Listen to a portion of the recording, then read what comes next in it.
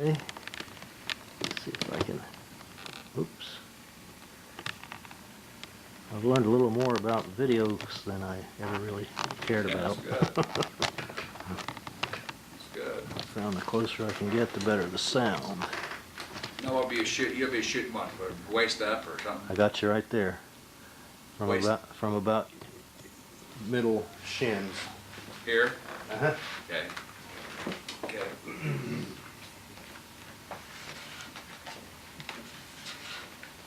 Where's the audio pickup, John?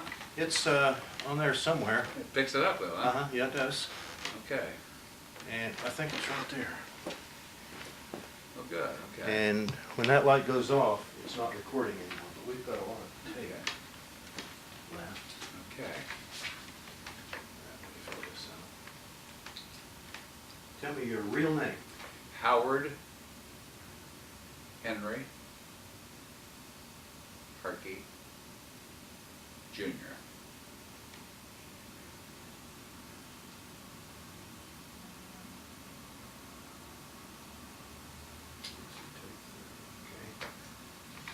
Keep this with the, 31st. oh, is it? Oh, yeah, 31st there. This is tape number 30. Oh, okay. Keep that with your stuff, and 100 years from now, when your descendants see that, they'll see that you're on tape 30, and this is at the Portsmouth Public Library. And Good, I'll get the grandsons, all right, okay? that's Yeah. it. Okay. That's what we're doing. Yeah, okay. All right.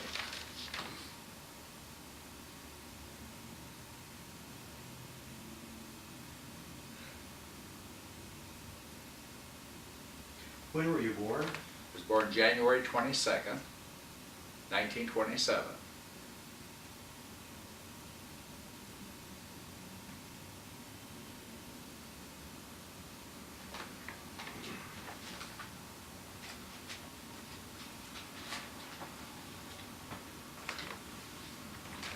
Well, Howard, I'm going to ask you a few questions. All and right. just respond however we want. Fine.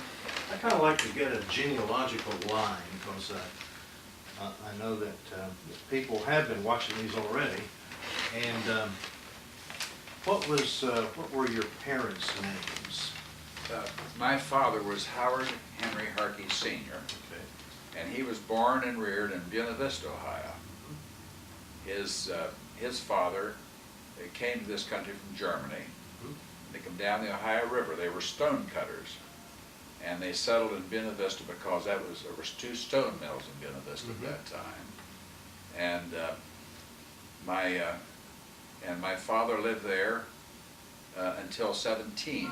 He lost his father when his father was 44 years old, and he died of what he called locked bowels at that time. Weren't sure what that was, John. The doctors at recent dates said it could have been ruptured appendix, could have been colon cancer, many things. But following the demise of my grandfather, whom I never knew. What was his name? His name was John Harkey. John Harkey. John Harkey. And he was from Germany. He was from Germany. Do you know the town? No. Okay. I'm sorry. I've heard the town, and my sister is acquainted with that. In fact, I was in Germany, not as a result of the war, but following the war, and couldn't locate the city. I took the name of it, we couldn't locate it. Okay. Okay. Now what was My mother was was born and reared in Elliott County, Kentucky, Right. and her maiden name was Redwine. What was her full name then? Her name was Edith Redwine Harkey. Red Wine. Redwine, Okay. one word. And she was born In Elliott County, Kentucky. She moved as a young girl to Pueblo, Colorado. Her father was in the service and stationed near Pueblo, and then they returned after his service to and settled in Moorhead, Kentucky, and lived on what they call the Flemingsburg Pike, which runs from Flemingsburg, Kentucky to Moorhead. And I used to spend every summer there on the farm as a young lad. I couldn't wait to get down there. What were her parents' names? Her parents' names was Julia Carson Redwine Carson was her maiden name Yes, from Oregon. Oregon. And my grandfather's name was Joe the Red Wine, Okay. for parents. Has anybody in your family, you say your sister may be interested, have a family tree? Oh, no, not too sophisticated. We have a general background, but it hasn't been refined to an extent. Okay. I have some, my grandmother Harcha was a Roth, and had come from a large family, and one of the boys was in Cincinnati, left here and went to Cincinnati, and was a painter, and he painted the murals that are in the train depot, Really? Grand Central Station in Cincinnati, and I always remember that. Is that right? That's the very distinctive building Yeah. there and shaped of. Yes, and it has a name, and it's been converted now to, it's no longer a depot, I don't think. I think it's a No. large shopping area, Right. that they've restored it. So. Now, who painted those? Tell me again. Well, this is well, he assisted in painting. Uh-huh. I don't think he was sole painter. But his name was Roth, and he had a large family in Cincinnati, Mhm. and he helped paint those. His name was Roth. I can't recall his first name. And his relation to you was? Well, he was a brother to my grandmother Harcha. Okay. I'm sure her maiden name was Roth. And I don't think I asked you, but I meant to. Do you know her parents' names, your grandmother Ross? Her parents, her mother's maiden name was Knopf, Knauff. Okay. And the reason I'm familiar with that is John Knopf, who was a sheriff here, Mhm. county commissioner, Mhm. state patrolman. He and we used to refer to ourselves as distant kissing cousins. Very distant, this sounds. Yeah. Interesting. Well, now, did you have brothers and sisters? Yes, I have an older sister, Mildred, Mm-hmm. who was born in 22 and married Joe Gowdy. Okay. And she had 2 children, and Elizabeth and Gay. Mm-hmm. Okay. And so you had one sister. One sister, and I have a brother. You have a brother. And I'm the middle child. My brother's 5 years younger than I. Mm-hmm. And, excuse me, he's 10 years younger than I. He was born in 37. Yeah. Now, you're married. I'm married. What is your wife's name? My wife's name is Mary Lee White. And that's her maiden name? Mary Lee White Harcha, yes. And what were her parents' names? Her father was Sam White, Samuel Ray White, and he was a veterinarian up in St. Mary's, West Virginia, Charleston and St. Mary's. Her mother's name, her mother's maiden name, I'm trying to recall. Her first name was Aura, and I just, John, I can't recall her mother's maiden name. I don't think. West Virginia girl. She was from Clarksburg, I think. If that pops into your mind somewhere, Yeah, I'll just I will. come out with that. I will. Now, you're married and you have children. Yes, How I many children have. do you I have 2 children. I have one son, Howard, the third, who's a lawyer and practiced with me for 9 years, and is now our common He's pleas our judge judge. here. And then I have a daughter, Michelle, who's 2 years younger than Hank, and she's a veterinarian in Cincinnati, Ohio. Okay. Now, they're married, I know. Well, Hank's married, but my Hank's daughter's single. Well, she's a single girl. She's a single girl, uh-huh. Okay. Well, now Hank has children, doesn't he? Hank has 4 children. He has a daughter, Heather. What is his wife's name? His wife's name is Peggy. Okay. And he has a daughter. He has a daughter, Heather, who is 17, soon be 18 this month, next month, February. And he has triplet boys who are 12 years old. And one of the firstborn was Howard the Fourth. Uh-huh. And then there's Matthew Ray, named after my wife's father, Samuel Ray White. And then John Harcha, who was named after my brother, my father's brother, Uncle John Harcha. He used to be president of American Savings and Loan here. I see. Well, now you are still practicing law, aren't you? Yes, In fact, I'm trying to cut back a little bit, yeah. but I'm still. In fact, we're in your office right now. Yes, we're on the 8th floor of the bank building, National Bank Building. National Bank Building in Portsmouth, Ohio. Right. And what is your present address for your residence? My residence address is 2809 Willow Way, Portsmouth. Okay. And how much education do you have? Obviously, you've gone and gotten a bachelor's degree. Where did you get your I attended Portsmouth High School, Uh-huh. Attended Ohio State Mhm. for my undergraduate degree, and I received my, back then it was a LLB, Bachelor of Law, and then later on, everybody was reissued a certificate of the Juris Doctor degree. Okay. Did you have to go back to school for that? No, or no, they no, it was just summarily. Name issued them. change. Yeah, that's it, yeah. LLB was a lawyer. Before they made a JD, yeah. Okay, that's interesting. Yeah. Well, where did you get your LLB? Ohio State University. Ohio State also. Okay. Graduated in 1951. Okay. Now, you were in the service, is that correct? Yeah, I was in the service twice. Okay. Were you in the Army, Air Force, Marines, or I was in the Navy the Navy? during the latter part of the Second War. When did you go in?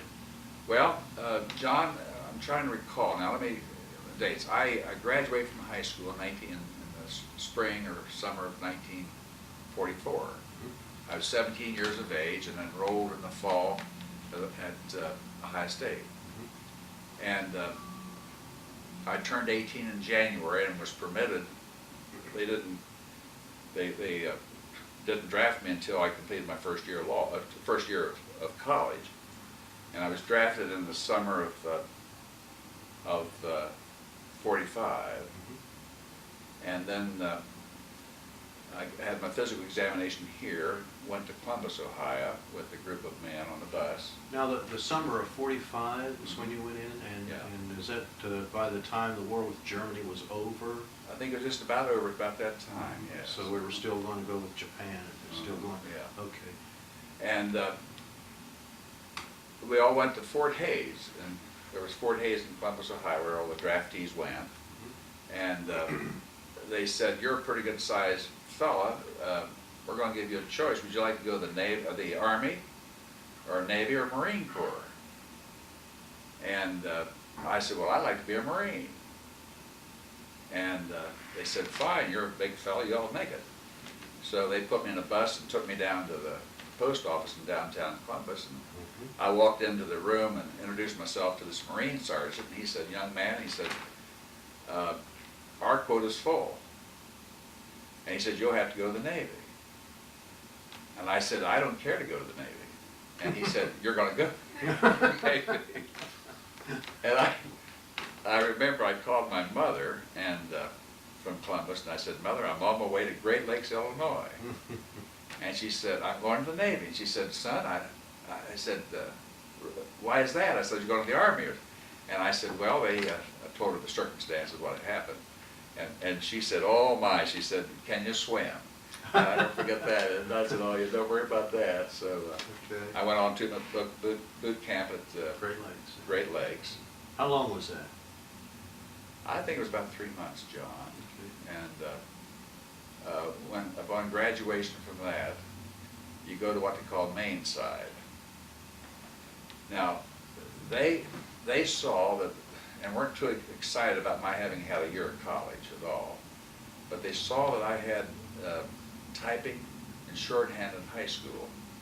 My father had told me, "Son, you better equip yourself to get a job when you graduate from high school." And none of my family had gone to college before that, John.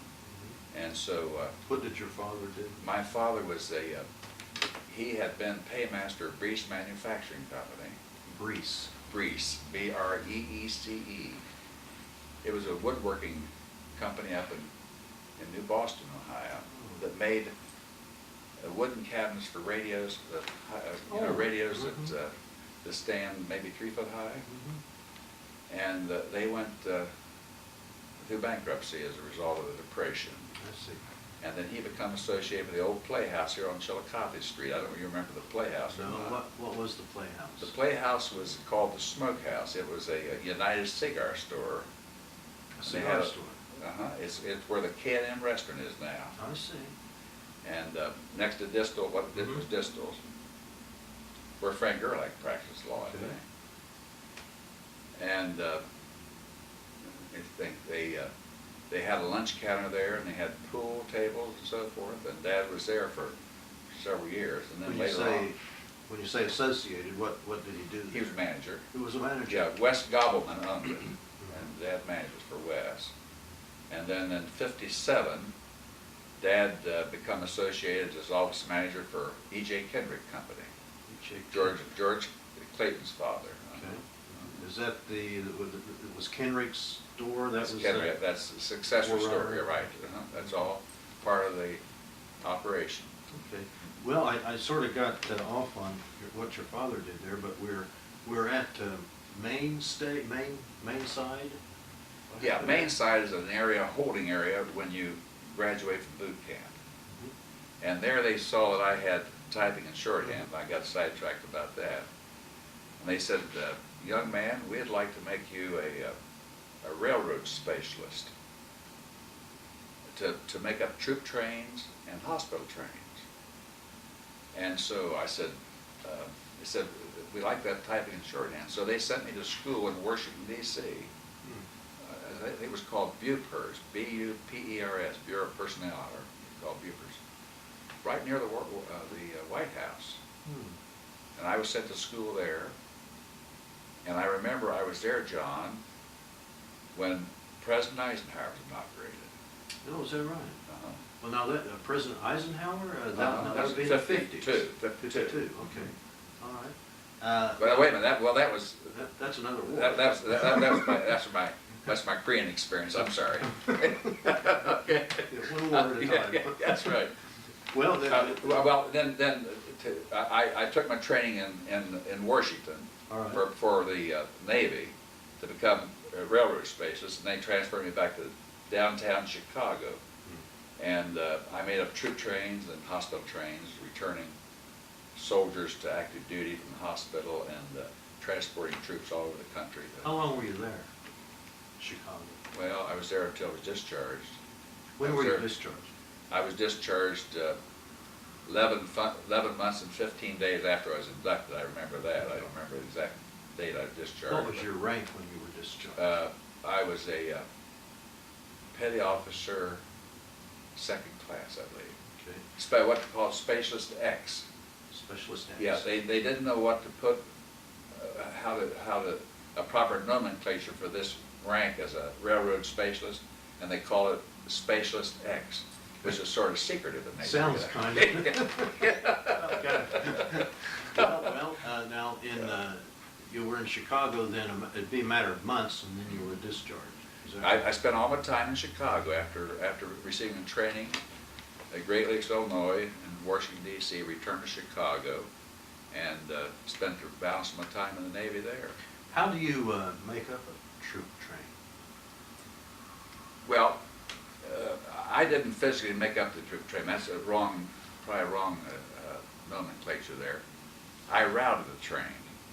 I was advised that there would be a troop movement of 500 men, and they wanted to get from, let's say, Birmingham, Alabama to Los Angeles, California. And I was become quite familiar with all the trains available and the routings of those trains, and so I would be given this information, and then I would make up the route of the train to go. Okay.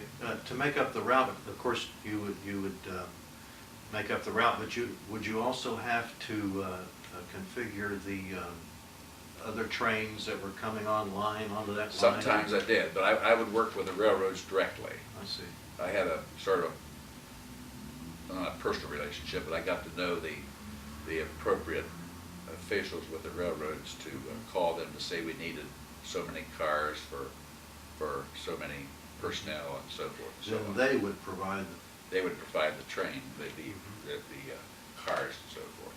Did you become familiar with the stops that these trains had to make and how long they had to stay? Somewhat so. Somewhat so. I had one experience. I was asked, the commanding officer said that, Howard, I'd like for you to on one occasion, he said, we have some soldiers. He said, I want to get you away from Chicago. He said, we're going to return 5 hardcore prisoners from the brig in Chicago back to active duty at Treasure Island, California. And he said, we would like for you to, we're going to give you a sidearm. And he said if they want to escape from you, let them escape. But he said, we're going to send their personnel records. And they chained the personnel records to my person. They actually chained them on me. And they said, under no circumstances, let them have the personnel records. But if they want to escape, they can escape. Yeah. But shoot them if they want the paperwork. That's right. I was about 19. These men seemed old to me. They were probably 35, 40. And they were just nice as they could be to me. I mean, they didn't give me any trouble. They all were very orderly and mannerly. And I treated them with respect, and they treated me with respect. What was, where did the word hardcore come from then? What did he mean by that? Well, that was, he meant that they had been in the brig on several occasions and had been in there for rather serious offenses. He didn't describe it to me, but they were eligible to return to active duty. Okay, they'd gotten out of the military prison, the brig, and other Right. things, and they were, okay. And did you actually travel with them to Yeah, Treasure Island? I did. And, San Francisco Bay? That's my first time in California. Okay. Had a grand time and enjoyed it very much. Well, now, trains were a big deal back then. Oh, big thing. And they didn't have air conditioning yet either, John, at that time. And in the 40s. And at least the trains I was traveled on, I was going across with these men. And I remember we had to open the windows and going across the desert, you know, the arid country, and it was quite an experience. And they were all steamed, too, weren't they? Steam engines, yeah. Now, were you married at that time? No. When did you get married? I got married after law school. Oh, after law school? After law Okay, school. okay. And when did you graduate from law school? 51. 51, okay. So you get out of the service, and it would be like, what, 47, 46? 40, I got out of the service in 45. Okay. Then I returned to school. And then I graduated from law school in 51. Okay. So you went directly from undergraduate school into law school at Ohio State. They had a combination, John, of you could complete 3 years of undergraduate work and get, if you met the requirements, you could get a bachelor's degree at the conclusion of your first year of law. Oh, okay. They'd made these concessions for veterans, I think, at the time. Did you have to take a bar exam back then? Oh, yes. You did? Yes, oh, yes. What did that consist of? It was a 3-day examination. Well, it Similar, was- very similar to one now. Oh, okay. The only difference, we didn't have a multi-state facet of it, John, that I understand they have now. Was there any part of it that was an oral exam? No. It was all written? It's all written. Now, when you, were you actually discharged in Chicago? Yes. Yes, I remember that quite well, because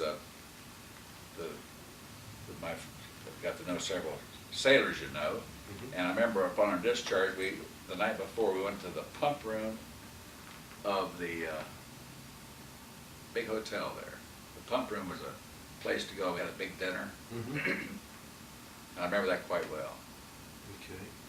Quite well. Well, tell me what you remember about it. Well, I just remember the elegance of the room. Oh, I see. And the band, have the band playing. And that would be a 40s band, of course, wouldn't it? Yeah, Not it was just a big making band, a big band there, right? yeah. Okay. And I remember, I went to they had what they call the Aragon and Trianon ballrooms, I think, and they had big glass globes that circled in the center of the ballroom. And I think the American Legion, or one of the clubs here, had a similar one. It used to remind me of that, but that's the era of the big bands. Now, did you ever see anybody famous while you were up there in Chicago? Any of the big band leaders or admirals or anybody like that? I don't remember. Most of them were in the military, I think. Glenn Miller had his tragedy before that. But I don't remember seeing any big name bands up there at the time. Dorsey brothers or anybody? No, I saw them when I was at Ohio State after I Oh, did returned. you? Yeah. Okay. I remember seeing Tommy Dorsey, Jimmy Dorsey, Tex Beneke. I remember let me see.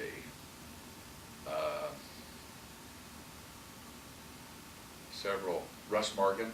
In fact, Russ Morgan I saw here in Portsmouth, Ohio when I was Really? in high school at the Leroy Theater. When you were in Chicago, of course, you were a sailor and single. What does a single sailor do when he goes on liberty? Well, Anything he wants to? yeah, just about anything you want to do, I guess you'd say. But I remember they had downtown had some wonderful delicatessens to eat in. I remember, and then they had movies. You get in the movies rather cheaply, and then you could stay. They had I'm trying to think what they call these. They would have old hotels and permit fellows on leave to stay in these places free of charge. So Free. I can't remember the names of them now, John. And then Did you ever go to the Biograph? No, don't remember that. That's where John Dillinger was shot in Chicago. No, I don't remember that. No, don't remember that at all. Well, now you get home, you remember coming home? You must have come on a train. Okay. And where did you debark when you got? Well, I can tell you a story about that. When they discharged me, they gave me a ticket on the B&O to get home. And the B&O went from Chicago down through Hammond, Ohio. And they had a little spur that ran from Hampton, Ohio, down here near Athens. It would take me 3 days to get here. It took you 3 days? But it would take me 3 days. Okay. When I saw the ticket, and having been in railroad transportation, I went back to the office that had issued this ticket to me, and I said, you've got a terrible, what I call circuitous routing on this. And I said, you ought to route me through Cincinnati, Ohio. And so they did route me that way, and I got home and very shortly after that. Did you get off in Cincinnati, or did you come on to No. Portsmouth? Yeah, let me see, I don't remember. Let me see, I think we come down the New York Central from Chicago, and I got on the N&W. I think we did change in Cincinnati. Okay. Now, how long were you home before you hooked up with school, back to school? I was home about a month and decided to go back. Did you know at that time you wanted to be an attorney? No. What made you decide that you wanted to be? When I was home from the service, from the Navy, they had what they called 5220 Club. In other words, you could get unemployment compensation at the rate of $20 a week for 52 weeks. Oh, yes. And I lived at home with mother and father that one summer before I returned. And Dad said, hired a lawyer named Emery Smith was trying a murder case. And he said, why don't you go down? I know Emery. He said, introduce yourself to him, and maybe he'll let you get you in the courtroom. So I did that, and he, in fact, had me set immediately behind him. And I heard terms like excusable homicide, justifiable homicide, self-defense, and become enthralled with that. And when I went back to school, wasn't sure what I wanted to be, and I took what we call aptitude tests. And it showed I had a good aptitude for either teaching or the law. And I said, well, I remember that experience in the courtroom, and I said, well, I think I'd be interested in that law. So that sort of directed me that way. And then you graduated from law school in 51. In 51, yeah. Okay. And when did you get married then? 55. 55, okay. How long had you known your wife then? Well, Was she from this area? You said? No, she was from West Virginia. She was West Virginia.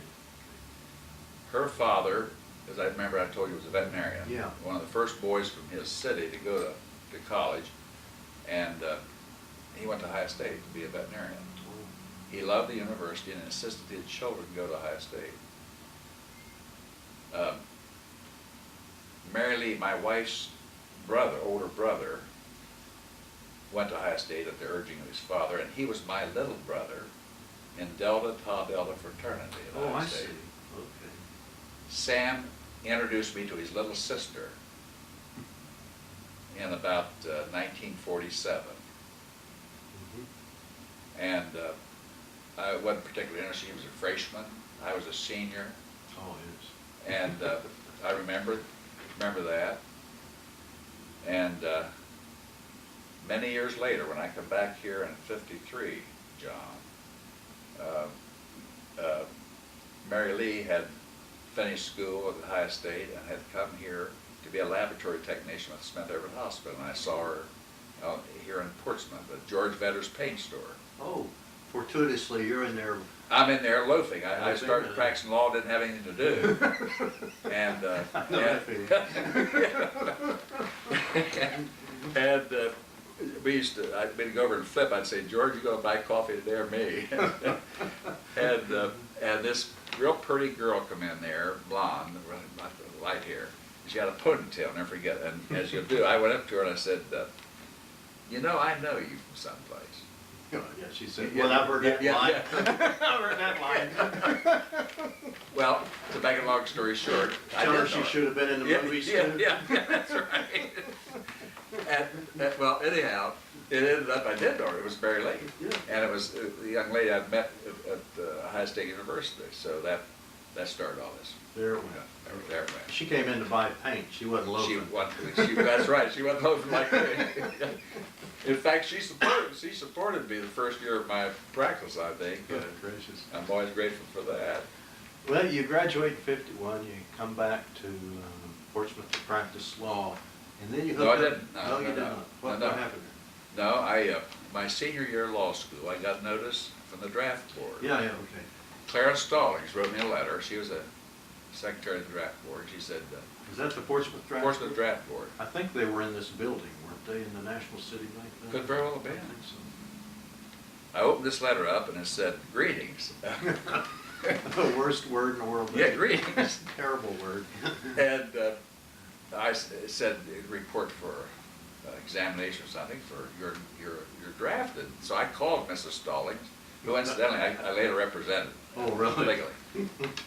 Did some estate planning for her and so forth. But I said, Mrs. Stallings, you've made a terrible mistake. I said, I was in WW2. Mm-hmm. And she said, young man, she said, that you're in law school. She said, you better read the law. And so I did. And there was provision if you weren't in a full year of military service. If you were not? Didn't have a full-year military service, which I didn't. I had 11 months and 15 days, you remember I told you that? Yeah. And it made me subject to recall or to redrafting. So here I was, and I was looking forward to practicing law and coming back and so forth. Mm-hmm. And here I was, and I was one of about 300 from Ohio State got caught in the same thing. And I was taken to Fort Meade, I went to Fort Meade, Maryland, and where I spent 2 years in the Army. You were in the Army? In the Army, yeah. Okay. And they said to me, John, we see you're a lawyer, and we'd like to give you a commission. And go in what they call JAG Corps, you know. And I said, very well. And he said, now you'll have to sign up for 3 years. And I said, I don't believe so. So I stayed at Fort Meade, and I didn't go through boot camp or basic training in the Army because they said because I was in the military before, and I stayed there and worked in the legal department and drew up court-martials. I could do everything except couldn't try them. They made me a sergeant right away.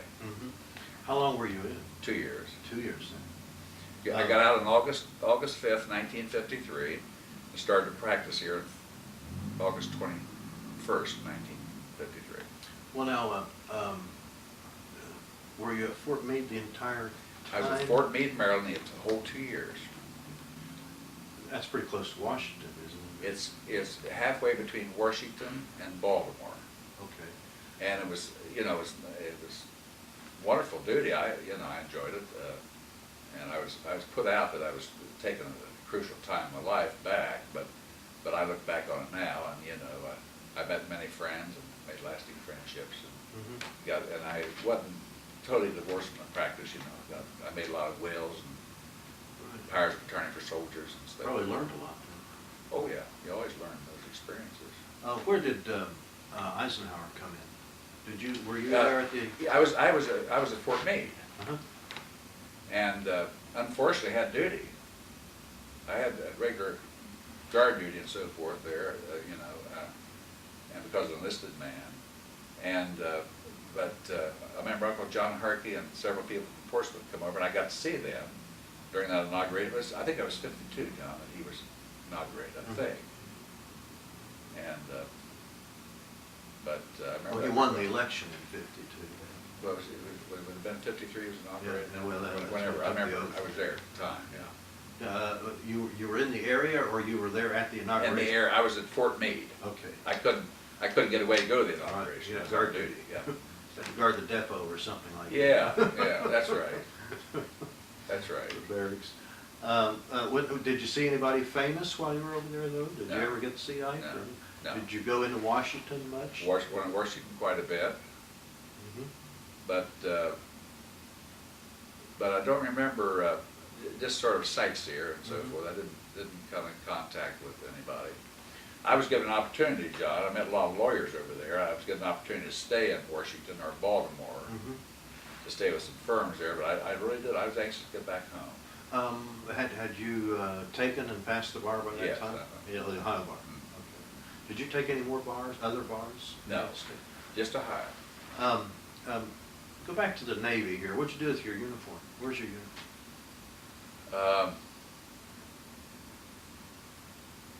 I'm not sure, John. It might be somewhere at home. I still have my boots, I know.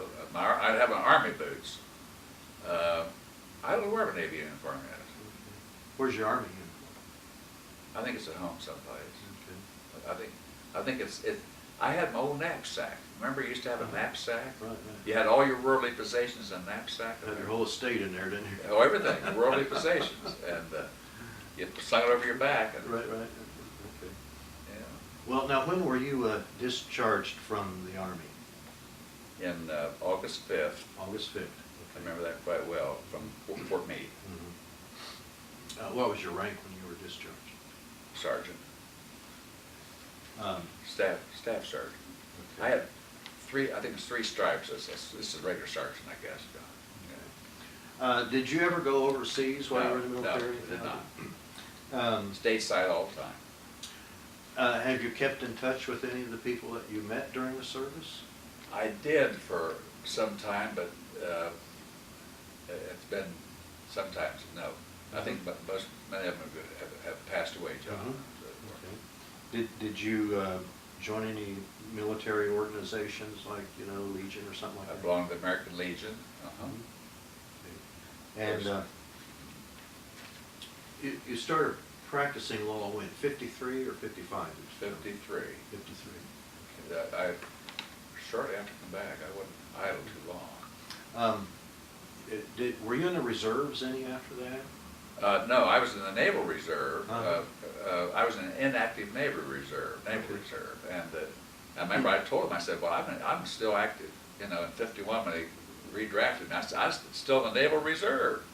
They said, but we're sorry you're on an inactive status. And, so no, when I got out in 53, I didn't care to join any reserve. 15 more days in the Navy would have gotten you out.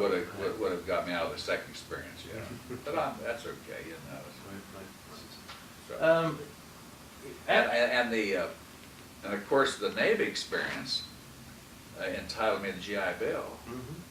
Sure. and it helped me educate, supplement. Mother and Dad did their best to send me some funds, but I think we got $60 a month, John, and Mhm. that was a lot of money back in That those was, days. yeah. That paid for my room and board. Where did you stay when you were going to Ohio State? I stayed in a fraternity house, Delta Tau Delta Delta. Tau Delta. And it cost $60 a month, which included my breakfast and dinner. I see. Is that building still there?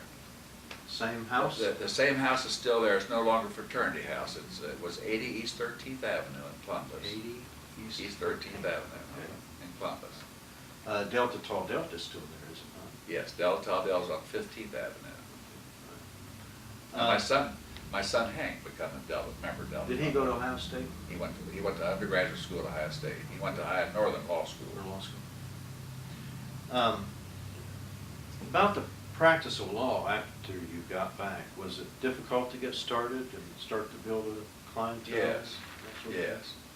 I went to the firms here, introduced myself, and found out that they just didn't have any need for additional lawyers at that particular time. And the only fellow that put his hand out to me was John Alden Staker. When you say put. Well, his he hand out- extended a hand of invitation I see. because I didn't have sufficient assets. I spent all my money buying office equipment, Mhm. and I'd saved during the Navy, that year in the Navy.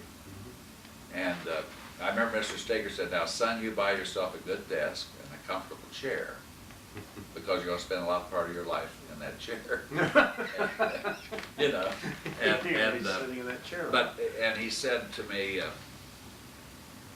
now, he said, "Here's a room you can use," and it was between him and the hallway, so there's no windows in it, I remember that. And he said, you can have all the money that your clients have come to you, and if you do anything for me, I'll give you 50% of it, 50% of it, which was excellent, because here I didn't have to pay any rent and so forth. And I've always remembered John Alden Staker for doing that. Mhm. And then Dick Eisnock was in that office. Was he? Uh-huh. We practiced together about a year. Then I joined Was his office in the Masonic Temple building? Masonic Temple building. Then I joined Don Blair and Ken Watkins for a short while. And then in '61, I was invited to go with Larry Kimball, contacted me to go with it was Kimball Shapiro, Mhm. and Bill Harcha was in that firm. Mhm. And Now, they were on the 6th floor in this building. This building, huh? 6th floor. Okay. Mhm. That became bigger too, didn't it? I mean, they got. Yeah, we brought in Roger Clark, we brought in Jack Young, we brought in David Spears. Mhm. Jim Kirsch was associated in that firm at one time, and I was with that firm until about 20 years. 20 years. Larry Kimball died, Mhm. Arnold Shapiro passed away, and I dissolved that relationship in about '81, I think it was, and I went with myself. Mhm. Then Hank come back. Did you come up here after you left that? Um, I left the firm and started my practice on the 3rd floor of this building. Oh. Mhm. And I've been here about 10 years now, John, on this top floor, this corner suite. How long were you and Hank together? He came back from law school, is that what you're starting to Yeah, say? we were together 9 years. About 9 We had a good time together. years. Did you? I bet. But that was He fun. was, I'd done all, well, Larry Kimball and I did the bulk of the trial work for the firm. I just loved it. We tried, I asked 2 jury cases a week. Wow. And I was about, I must have been about 55 at that time. And when Hank came back, he was, young lawyers are anxious to get into trial work. Mhm. So I sort of nurtured Hank along in that area to become a good trial lawyer. And I sort of started leaning heavily into estate planning at that time. Oh, I see. I'd always drawn wills and trusts and so forth, but sort of spent the bulk of my time after that, as soon as Hank got acclimated. Well, between the early 50s and now, what have you seen in law as far as changing or trends or developments or no developments that you wanted to see? Or what's going on? Well, I don't know, John. There's been some change. The big change is that there's been a total modification and change of all the rules of evidence. Criminal laws changed. Probate laws changed substantially. It's in a state of flux all the time. We have more lawyers here now than we did at that time. Is there more And, work? Is it I think there are. I think we're in a very litigious society, and I think that there are more lawsuits filed, and people resort to the courts for a solution to their problems. I think more than they did in the past. Back then too, you didn't have court appointments, did you? Were there court appointments like? Yes, there were. There were. There were. I was assistant prosecutor under Everett Burton for 5 years I too. see. But when I left that, when I joined the firm, I left that position in '61, and I took some court appointments. I remember they did have court appointments, yeah. And I did quite a bit of criminal work with Mr. Kimmel. I tried several cases.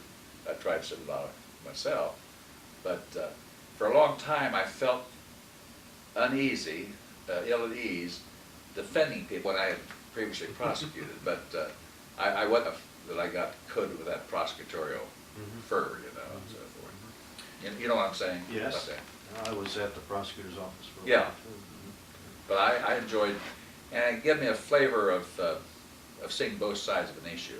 There are two sides to every issue, and sometimes you think there's only one, but there are, and I think it made me a better lawyer and a more well-rounded person to have experienced both sides.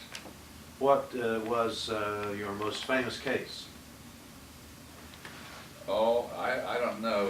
Or maybe I should say Notorious? notorious or memorable case for you personally? Well, the most memorable case, Everett Burton had asked me to help him try a murder case, and it come to me, and I can tell you the facts of it. There was a gentleman, father, in Saliville who become estranged, I think estranged from his wife, and he allegedly jumped into the river with a 6-month-old child under one arm and a 24-month-old child in another arm. And they were drowned, and they were killed as a result of that. And he was charged with murder. And the problem was we never found the bodies. But during the trial, we got a call from Evansville, Indiana police, the state police. They had found the body in the Ohio River. One of the bodies, or? Well, they thought it was. They thought it was a body. Now these were two little boys. And we went to the hospital, and Everett and I remember we flew a private plane, a prop plane, to Evansville after we finished the case that day at about 5 o'clock in the evening. Flew to Evansville, Indiana, State Police Laboratory, and we had taken from the hospital the footprint of this child. You know, when a child's born, they take a footprint of it. And but they couldn't match it because this child had been in the water, and turtles and fish had eaten the flesh, you understand? And so they couldn't match it up exactly. They said, we feel certain this is your child, but we can't prove it. But anyhow, we returned and finished the case, and the gentleman was convicted of it. And he was given mercy. And I remember he was confined in the High State Penitentiary. He was transferred thereafter, I think, to Lima State Hospital, and died there several years after that. But I was always, I remember we had the death penalty then. And I always had some concern as to, two concerns. One is about the mental state of this man, jumping in the river with two of his children, you understand. And then the fact that we never had a positive identification of a child, you know. And I always thought, wouldn't it be terrible to execute a man and then have this child appear later on in life and say, here you know. So I remember so very well, the night before that, Everett and I would argue that case, and I conferred with Mr. Kimball, who I had a great deal of respect for, and I said, Larry, I'm having difficulty asking this jury, just demanding they return a guilty verdict and recommend he be executed. And he said, well, Howard, he said, what you should do is put that burden on the jury itself. And he simply say to them, he said, I would recommend you consider saying that they would find it difficult to find any reason to extend mercy to him and so forth, and let them come to that decision. So it takes a responsibility off of you. And I felt much better after that. And that's how we did argue the case. And he was found guilty, but he was extended mercy. But I'd say it was a Scarberry case. Scarberry case. And probably, I'm certain that made headlines for quite a while. it did. And but that would be my most famous criminal case, John. And I don't know of any. I remember I had one jury case many years ago, and we got an award of, I think it's $275,000, which in those days was sort of unheard of. We were extremely pleased with that. Now, In that would Sauter be. County, did you In get Sauter that? County, yeah. It was, That's at that time, I think it was the largest verdict up to that time, but that was the 50s. That'd still be a big award, I think, for Sauter Well, County. yeah, but we've seen excess of that, you know, since then, but at the time, it was pretty substantial. Did you like the practice of law? Yeah, I enjoyed it. I enjoy being with people and helping people, and that's how I looked at it. Do you have anything else you'd like to talk about? Anything in the military? Did you got any tattoos you want to talk about? Anything? No, I didn't. No, you know, sailors would save their money, go to tattoo parlors and get tattoos, but I was never lured into that, fortunately. You never lured Into it, yeah. But never had one, and never regretted. Don't think I've missed anything, but not having experienced that. No. When you change your mind, you can't get rid of it. No, no, I've enjoyed talking to you, John. Okay. I think it's a wonderful service you're doing here. Oh, well, this is something I think ought to be done. So. Thanks a lot. I appreciate it. You're welcome. Okay. You're welcome. We'll turn this camera off. Okay. Happens, we start talking again after I turn the camera off on people. They'll start talking again. But you were mentioning that, you remember Pearl Harbor, of course, when that happened. That was Sunday, and you were 14 years old. I was 13 actually. It happened in December 7th, 1941. And I was 13 and would attain the age of 14 years, I believe, on January 22nd. And Joe Gowdy, who married my sister, was in the service at, in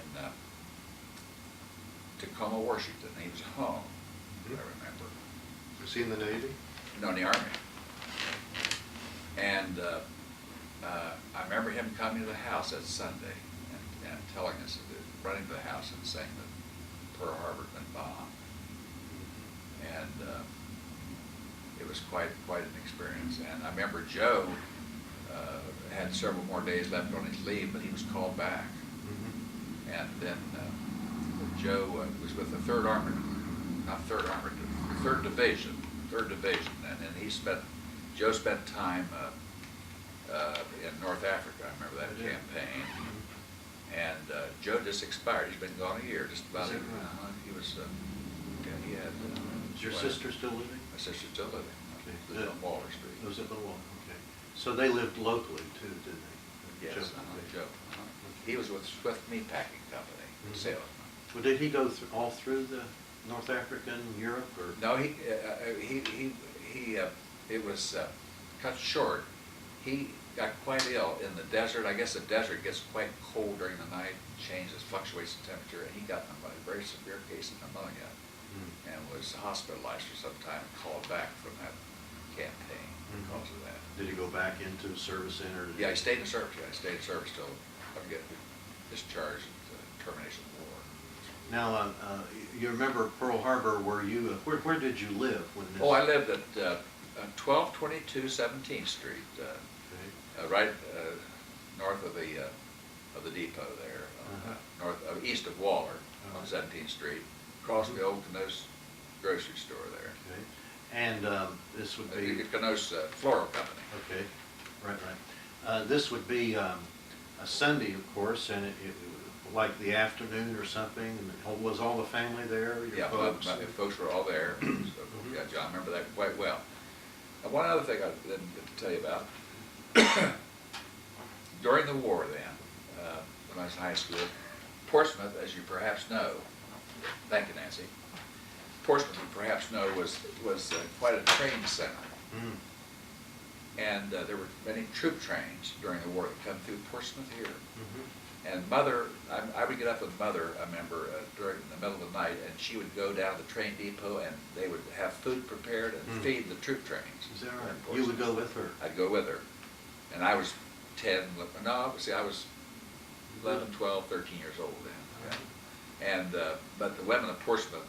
well, now you were 13 when you heard about Pearl Harbor. 13, so I've been a little older. Older A little when you older went than, down, yeah, yeah, okay. a little older, yeah. Okay. So the troop training started after that. So everybody really supported the. Everybody supported that, and it was quite, and Portsmouth became quite famous as a hospitality place for the troops. Okay. I have, do you recall rationing, you know, when they, Yes, I do remember that. I remember gasoline was quite rare, but we didn't have a car, and we weren't affected by it. But I remember that, yeah, that was, and they were, the ration stamps were issued out of the old Bond Street School here on 4th Street, as I remember. did you ever encounter anything, a blue dot and red dot ration buttons or something like that? I don't remember that, Joe. I've been trying to find somebody who knows something No, about that. don't remember that. Well, I have these little, they're like tiddlywink size buttons, I guess is the way to put them. And there's a red dot and there's a blue dot. One red dot, one blue dot. And I think the red meant you could go get meat with that. And how did you get meat? With a stamp or with something else, do you recall? Don't recall. Don't recall, John. I don't. But what was the atmosphere in your house then when Joe comes running in? Where did he learn? Where did he learn? Radio. He was listening to the We radio. heard on the radio. I don't think we had television then. No, you didn't. I don't think we had television. So where was he? He was at his house. He lived at 1401 17th Street. Oh, He was okay. dating my sister. So Right. So he's up the street a little Up the bit. street, and he comes running down. Okay. I think it was in uniform, probably. Really? Yeah, And had you gone to church that morning and all I that? think so. Yeah, we went to Franklin Avenue Church. Okay. And what was the question? Where's Pearl Harbor? Probably so. Yeah, I remember. And the magnitude of war. And then I remember hearing shortly after that, President Roosevelt come forth. And Did you hear that speech? I remember hearing that speech. Yeah. Was the whole family around the Oh radio? yeah, yeah. And one of those big, tall radios, you know. And I always remember. You remember Joe Louis? You've heard Joe Louis, boxer? Yeah. And we used to sit around there, and neighbors would come in, and Dad had this radio, and everybody come in there and would turn it on and listen to Joe Lewis and fight, and it would only last maybe a round, you know. You wouldn't always knock him out in the first round. Yeah. Okay. Yeah. Okay. John, there's one other thing I'd like Okay, to yeah, share with sure, you, yeah. to maybe help young people in coming to conclusion what they want to do with their life. When I went to Ohio State from high school, I was determined I wanted to be a doctor. And I told the advisor at Ohio State, I said, I want to be a doctor. Mm-hmm. And they said, son, you'll have to take zoology. And so in zoology class, first day, and my partner in zoology was a fellow named Mel Dorr, who would become a veterinarian, by the way. Mm-hmm. And Local? Local fellow, yeah. He practiced Doerr. Yes. Melvin Dorr. Mm-hmm. Practiced up in Wheelersburg area. They give each of us a frog, and you, what you call, take a pin and you pith the brain of a frog and kill it. You turn it over and you take a knife and you cut it this way, crossways, and the nerves and tendons and ligaments and blood started to come out, and it just repulsed me. And I said, if this is what medicine's about, I'm not interested in it at all. And I was frustrated. What am I going to do? And so I had been active in music. I had a dance band, and transferred that first year and took some music courses. And I had no innate ability to arrange or compose, and I knew I didn't want to play my horn all the rest of my life. I enjoyed it, but I didn't want to play it. So then I was drafted, taken away. And then remember I told you about my father. I really didn't know what to do when I went back to the second year of school after that Navy experience. And that's when my father told me to go see Emery Smith and watch that jury trial, and that's how I got into law. Well, I tell you that story, the emphasis I wanted to go over that with you, is because I want young people to know that sometimes they're concerned they don't know what they want to do with their lives. Mm-hmm. And here I was, wanted to be a doctor, decided I didn't want to be a doctor, wanted to be a musician, decided I didn't want to be a musician, but I didn't have that ability to arrange or compose. And then I kept on at it until I found my niche in what I consider the law and so forth. And so I encourage young people. I tell a lot of the young people that story so that they don't get discouraged, to keep them going to school and introducing themselves to life and living and different facets of education, and they'll always find themselves. Don't give up. Don't give